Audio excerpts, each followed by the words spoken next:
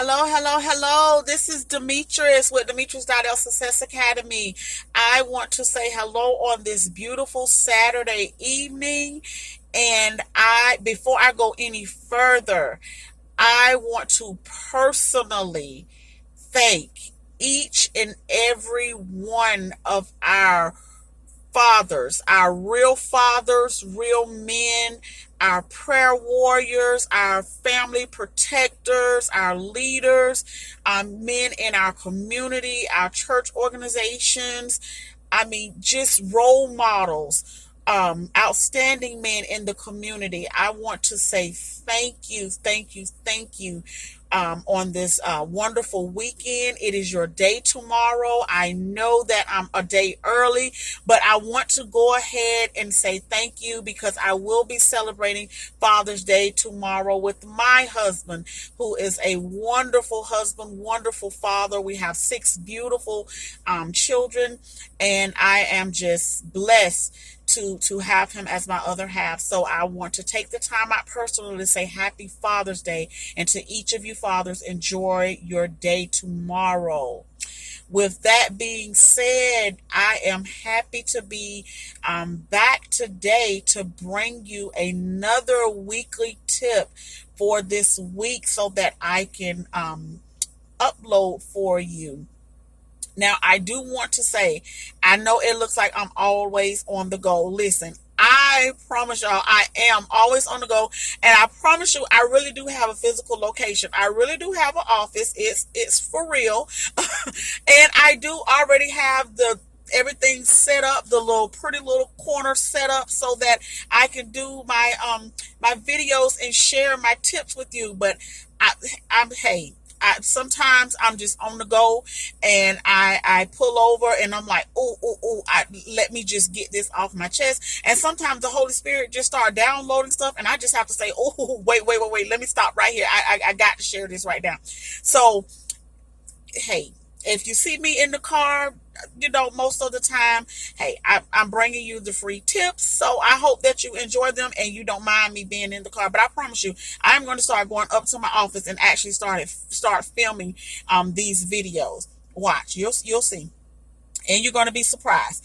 But without further ado, I am going to introduce to you the second part of the video that I am continuing, that was last week, that was giving you the 5 tips for starting a healthcare business for free. So this week I am actually going to bring you 5 more tips on starting a healthcare business for free. And you heard me, 5 more tips, okay, for starting a healthcare business absolutely free. By now, you should have your journal, no excuses, or your notebook. I prefer journals, or your notebook. So by now, you should have it filled with information because you've already started from last week. If you have not seen last week's video and you are new today to the channel, then first, don't forget to like, share, and subscribe. And also, I want you to go to last week's video and get part 1 of this so that you can catch up and you can get started on your tips right away. But before we go any further, I have a couple of announcements to make. Now, I did promise in the last video that I was going to post a free workshop. Well, let me just tell you, explain to you a little bit why I postponed doing that. I did list in the midst of time, I did list some, excuse me, not list. I did post some workshops that I am doing here locally in the Jacksonville and surrounding county area, where I will be doing some workshops. One of them actually is June the 29th, and the rest of the dates are definitely posted. But I actually got an individual reached out to me and was asking, they didn't live here in the area and wanted actually to, find out how they can participate in the workshops. Well, I was already looking for a platform and researching a platform for me to be able to host webinars. So if you don't live in the surrounding area, you're able to have access to the free webinars as well as the paid webinars.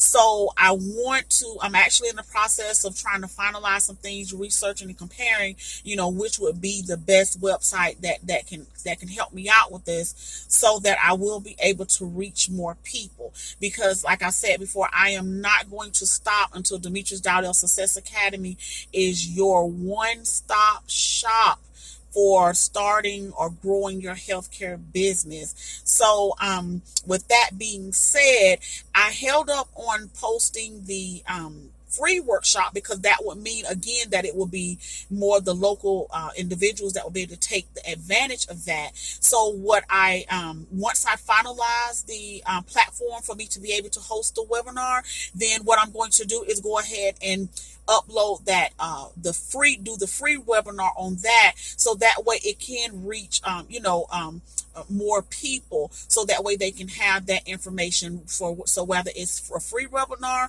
or whether it's a paid webinar, it will be able to reach many more people, on a platform that is designed for that. So I am a woman of my word. Just be patient with me. I am looking for that platform now, so that way I can go ahead, and I said I might as well just go ahead and do the free one, as well as upload any more of the the upcoming paid ones that will be and offer the option to have it live or with the webinar. So just stay tuned. More of that is coming.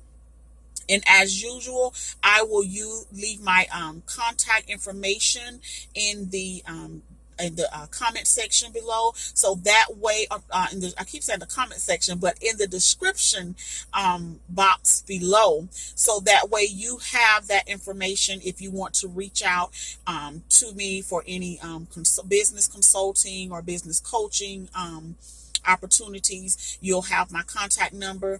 I can say that we are now also on Twitter. I am so excited.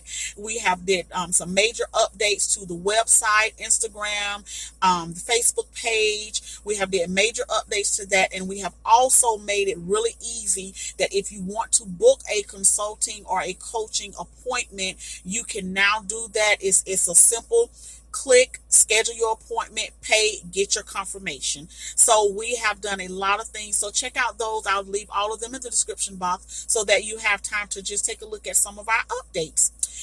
With that being said, I am going to move into the video, and I am going to first, I want to go ahead and clarify,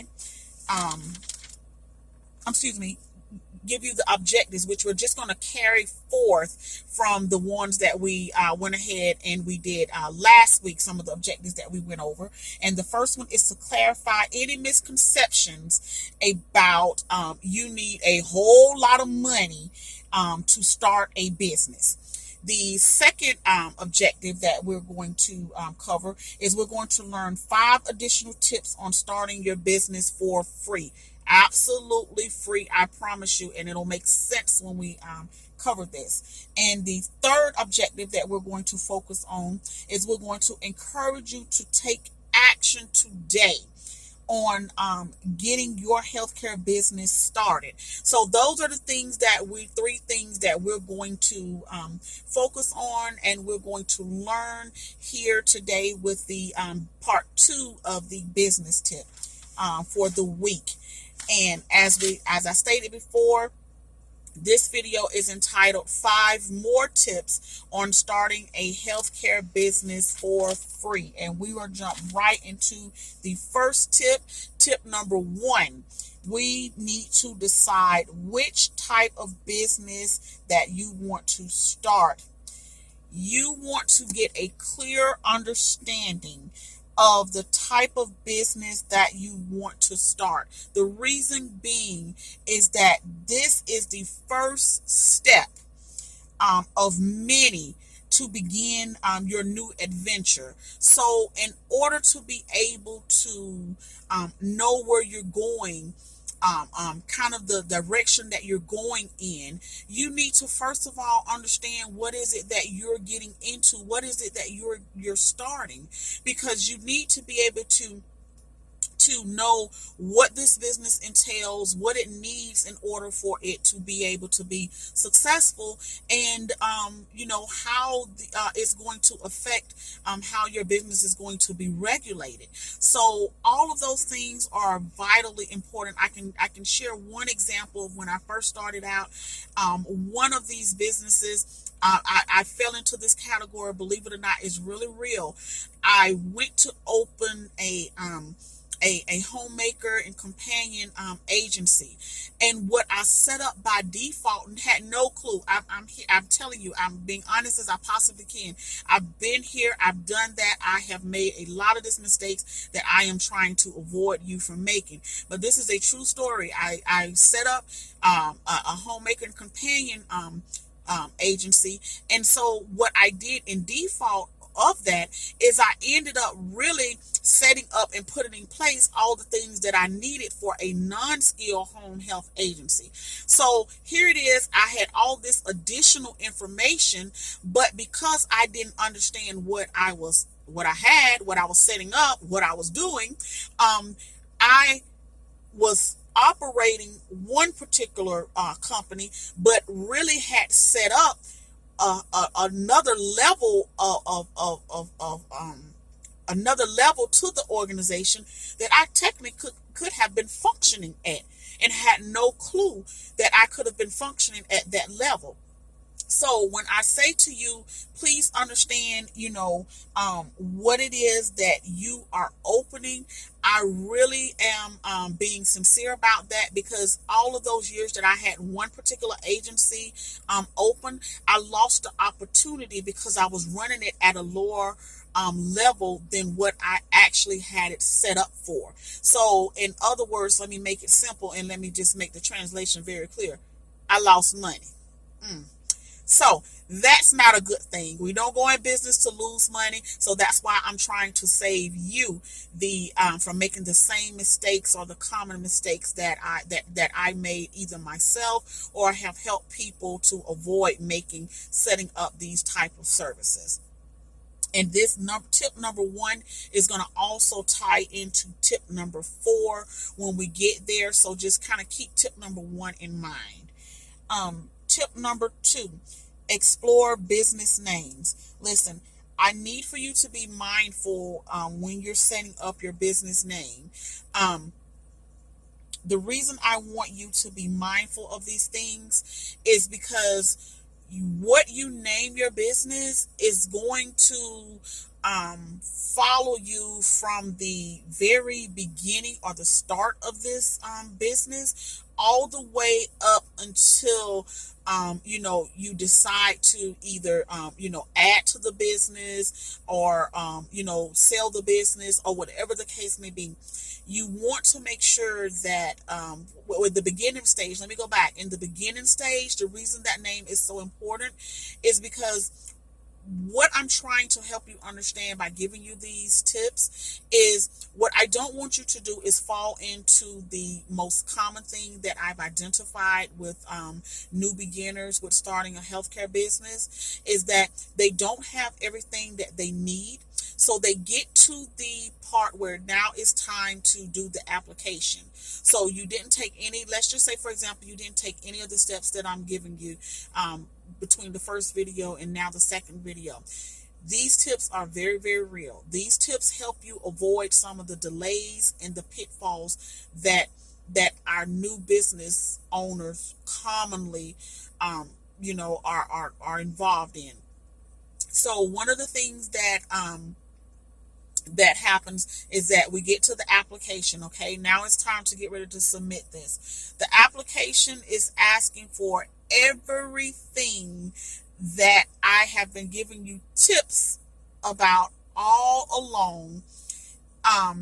And now it's asking for this information in order to include on the application or to complete the licensure process. So now what happens is that you don't have this information. So because you don't have this information, guess what you do? You put this application in packet in a corner on the table up under a pile of whatever. And when you do all of those things, you forget about it. You push it to the side. So now guess what happens? It's sitting there. Now you got to decide whether you even want to start the process again. Okay, that's a delay. Then it further delays you from getting licensed. That's another delay. And then finally it delays you from pursuing the original goal that you set out to do, which is to accomplish being licensed. Now that whole process is a process of delay. So therefore, we're trying to avoid that whole thing about being delayed on things that we have control over. Now, don't get me wrong. It's a thing called life. There are obstacles that do come our way, but we want those obstacles to be obstacles that we have no control over, and allow God to give us the wisdom, knowledge to overcome those barriers, not delays and obstacles because there's things that we could have done, because God's giving you this knowledge now, this revelation now, via this YouTube video.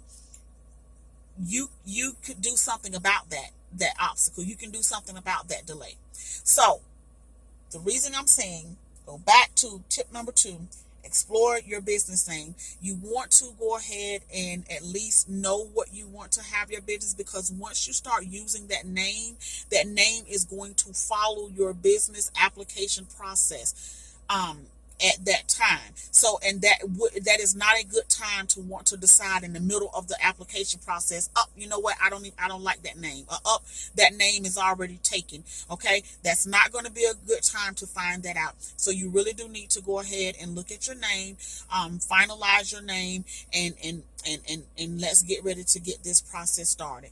And again, one thing that I want to say about those names, please make the names professional. Okay, please. Don't make the names so drawn out to it. You lose people in the process of who you even are. In an example, I've seen names, the helping hand of the elderly in the community around the corner, and we're all incorporated in the family. What? That's one name. Okay, who are you? You just confused me. Okay, you've confused me. So let's keep it simple. Let's keep the name something that is professional. Yes, you want uniqueness, but we also want to be mindful that this name follows you, and you don't want people to forget the name of your business. You want the name of your business to ring in their ear, because people are going to have to hear, you want people to have to hear this business, and it catches their attention. Oh yeah, I know who that agency is, or I know who that adult family care home is, or I know who that assisted living facility is. You get the point. So be wise when choosing the name. Now, tip number 3. Here's what we're going to spend a little bit of time on, and I do not want to confuse you, so I'm going to use a little illustration here in order to help you get this point. If you have to watch this particular piece right here over and over and over again, please do, so that you can get the understanding. Please do. I really advise you to. So I'm going to use this little piece of illustration in order to help me to explain this to you in simple terms. Now, I want to put my disclosure out there before I go into tip number 3. I am not an accountant. I want to make that very clear. My MBA has a concentration in marketing. Okay, so MBA, concentration, marketing. I am not an accountant. So I do encourage you to be mindful and find an accountant in your area that that can help you set up these particular business entities when it gets to that time. So now, if I completely confuse you, as like I said, rewind it, keep going back, play this back as many times as you need. And, if you still are confused, just drop a comment. Now, this is the time for the comment. Just drop a comment in the comment section asking me to clarify this a little bit more, and I will do a video dedicated specifically to this in order to help clarify this a little further. So The third tip is you need to decide whether you're going to be a sole proprietor, whether you're going to be a partnership, or whether you're going to be in a limited liability or an incorporation. So let me just explain to you what the three is as best as possible. I'm going to use a pen and a highlighter in order to get my point across, okay? Now, the pen is going to represent you or the individual, an individual, okay? The highlighter is going to represent the business. Now, IRS, Internal Revenue Service, Uncle Sam, whoever you want to call him, has to get paid. Call him whatever you like. He has to get paid, okay? And you have to make sure that Uncle Sam is paid. Now, the way Uncle Sam looks at a business, they either look at a business as part of you as the person, or they look at the business completely separate as its own little individual or its own little person, okay? So it gives it a perspective of we can be either all together, looked at all together as one. We can be looked at with some protection between us and the business, or we can look at it, and we mean the IRS, or IRS can look at it as you are completely separated. Okay? So now here's where my little illustration is going to fall in. If you decide that you want to open this business as a sole proprietor, that means one person owns the business, okay? And IRS is going to look at the business and you together. You all are joined together, okay? There's no separation between the two of you. So when IRS look at you as a legal entity, it's seeing you as the individual and company X as all one. No separation. Okay? A partnership, if you decide to form a partnership could means that you are looking at partners. Could be one, it could be several, where you are looking at partners to join you in this business venture. Okay? Now, with this being said, you have this partnership. You all have defined parameters of ownership, who has what ownership, and you have defined parameters of what each partner is responsible for. Most partners are going to look at having some type of protection between them as the partnership and the business, okay? Which is it is limited protection, but it is some protection, okay? This is an LLC. You can form, most partnerships will form some type of LLC. Now, with the LLC, it's called a limited liability corporation for a reason. It offers a separation between either an individual or a partnership. It offers the limited separation between them and the company. So there is some separation, but there are some limitations to those separations in between. Okay? So, the third type of corporate of company that or way that you can look up setting up your company is as an incorporation. Now, with the incorporation, that could be an individual that starts this company. There could be partners that starts this company.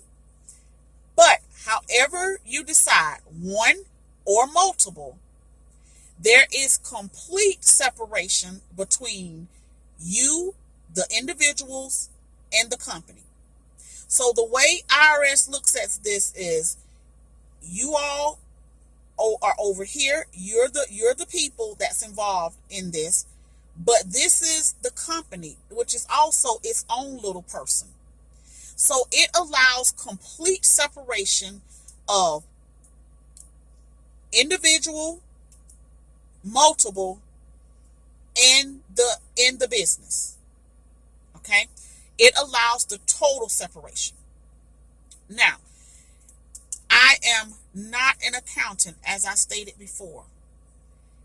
And there are more specifics. It does get a little deeper involved. And I am touching the surface of it so that you can get the basic understanding of it. Now, what I am recommending is that you do partner with a professional accountant to help you get this business started in the way that, not started, set up is what I'm trying to say. Get an accountant to help you get this business legally set up so that in the eyes, in the way that the IRS views your company.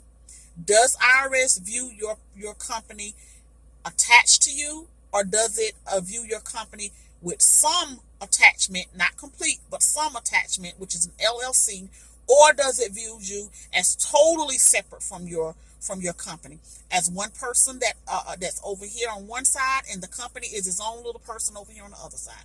Now, which do I agree and which do I recommend? I recommend that if you are going to set up a healthcare business, because of the nature of the business and what it entails, I recommend that you set up, you work with an accountant to help you get set up an LLC or an incorporation. Okay? 2 reasons. 1, you have to look at the way that it's going to be taxed. Then an accountant can better explain that to you, because you want to make sure that you're in your business entity is set up properly so that you're not getting hit with all of these additional taxes for having a business and what all it entails. You're not hit with these incorrect taxes. Okay. The second reason is because sometimes the nature of the business puts us at a higher risk for litigious claims, or people wanting to file lawsuits against the incorporation. So we work in one of those high litigious areas, which is healthcare. So whether if you're starting a business in that, or if you work in the industry, then you're pretty much familiar with, this is not the first time that you're hearing that, it is a industry that is very high in litigation battles. Now, I do not want that to discourage you, because the truth be known, anybody can sue you. Anybody can sue you. There has to, it has to be found that there's different components that is included in trying to prove your case, and whether, this person or this individual or this company was found at fault. So I don't want that to, deter you from starting a healthcare business, but I do want this to wake you up and be mindful that, hey, I need to make sure that my ducks are in a row. I need to get an accountant to help me properly set the legal side of the business up in the way the IRS views and taxes my company. And the second thing that I need to do is I need to make sure that I have my policies, procedures, and I know how to follow the rules of my state and how my business is regulated. I need to be able to know that I understand these, and if I don't understand these or need more interpretation on these things, that I will find a consultant or a business coach that will be able to help me through these processes to put safe stops in place and procedures in place in order to protect me from litigation. So you don't have to let that be a stress factor, but you do have to be wise and know that these are things that can and potential could happen. But if you are doing what you are supposed to do and you are doing it to the best of your ability, that's something you shouldn't even have to sit and focus on and worry about. Now, or you can call me and I can go over it more with you. Now, the fourth tip that I want to give you is research your credentials needed. All right. So the researching your credentials that are needed helps two of the prior tips. Actually, it ties into two of the prior tips that we just got through talking about. One, tip number 3, when it goes into when we're talking about the litigation, and tip number 1, when it's deciding which type of business and knowing what type of business that you have. The reason tip number 4 ties into those things is because some of the businesses requires you to have a professional license by that particular state in order for you to be able to do particular functions within your organization.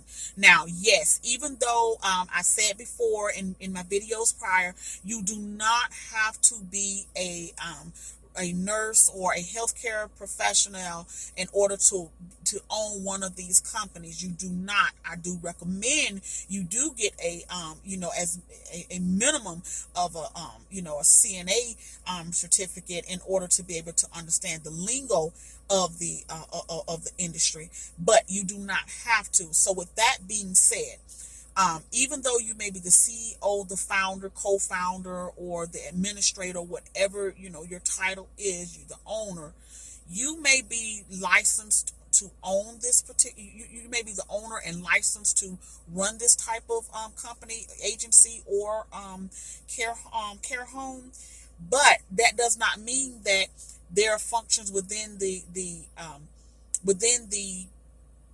organization that you are limited to be able to perform because you're not licensed in that state as that particular company is calling you to be that regulation is calling you to be licensed for. So let me give you an example of that so that I can be clear about this. Let's just use for an example that you are a administrator. You don't have a medical background. You don't have a medical license. Okay, and you have opened an assisted living facility. And let's just say that you're deciding whether you're going to accept a client into your home. And so what your assisted living facility, excuse me, I shouldn't say your home. You're deciding whether you're going to accept a resident into your assisted living facility. Well, this particular resident is going to need medication administration. Now, let's just say because you don't have a healthcare background and you have not accepted residents at this point that needed that type of care, you did not have a registered nurse on site or contracted with one. So in many of the states, it is clear that in order for someone to administer medications, that they have to be a registered nurse or a licensed practical nurse. Not limited to, I'm talking about just in this setting, and I'm talking about for this example, okay? Now, yes, there are med techs that work in assisted living facilities, but they do not perform medication administration, okay? If that resident needs help with taking that pill bottle, that little pill cup, and you have to guide that pill cup, you have to do more than just reminders. You have to help that resident put that pill cup to his or her mouth and check and make sure everything is swallowed.